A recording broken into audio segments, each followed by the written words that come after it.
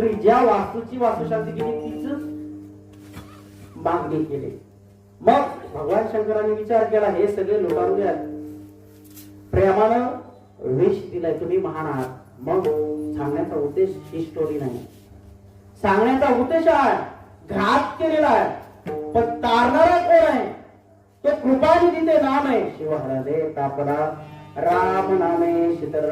ते राम नाम काय तारण्या, ते राम नाम जिथपर्यंत गेलं तिथपर्यंत कंठापर्यंत सीमित राहिलं. आणि त्या विषयाचा दाह जोपर्यंत राम नामाचा जप आहे तोपर्यंत भगवान शिव त्यांचा दाह शांत करू शकलेले आहे.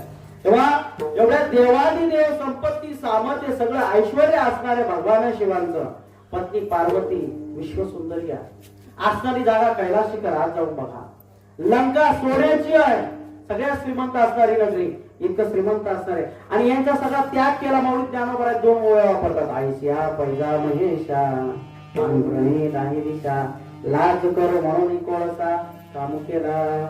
आणि मग पुढे काय केलं? हे सगळं पिण्याची क्षेत्राभिमानी काय केलं? मग राज्य ते जिले ईशाने उंदी जाणून स्मशाने वासू केला.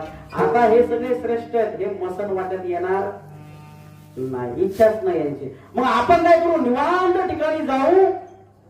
ती निवांत जागा फक्त स्मशान आहे. आणि मग त्या ठिकाणी सगळी खरी संपत्ती जे आहे, खरं धन जे आहे, तो कृपानिधी प्रभू रामचंद्रांचं नाम आहे. आणि मग काय?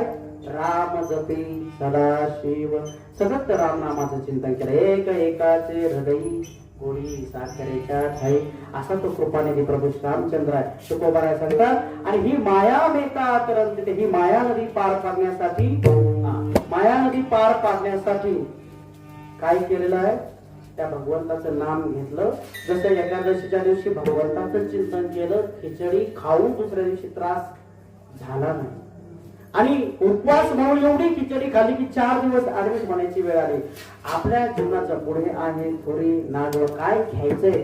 खिचडी खायची की रामनाम घ्यायचं? रामनामाचा काला हा घ्यावा, तोच प्रभू रामचंद्र साठविला आहे हृदय संपोटी.